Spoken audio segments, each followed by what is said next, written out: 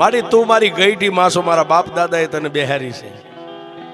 હવે મેલડી મને મોતિયાને જીવાડી કે મારી નાખી તારા હાથમાં છે. તેથી મારી મેલડી બોલી કે મોતિયા હવે જીવી જવું છે ને કે મારી એ તો તારા માથે હવે તારા ભરોહે છોડી દીધું જીવન.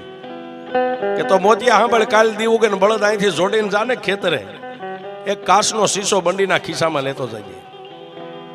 અને ટાઈમ થાય છે બપોરના 12-1 નો એટલે ભતવારીનો ટાઈમ થાય છે ને. પહેલી જે તને કાયમ ભાત ખવારવા આવતી આવશે અને પછી હાથ આવશે.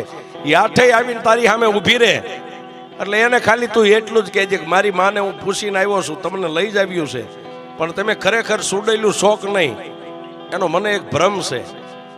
તમે જો ખરેખર સુડેલું હોય તો આ શીશાનું ઢાંકણું ખોલીને શીશો એમ એકું આઠે આઠ એકવાર આ શીશામાં ઉતરીને બહાર નીકળી જાઓ. મને ખાતરી થઈ જાય કે તમે સુડેલું છો, કારણ કે તમે તો ધારો એવડા રૂપ લઈ શકો.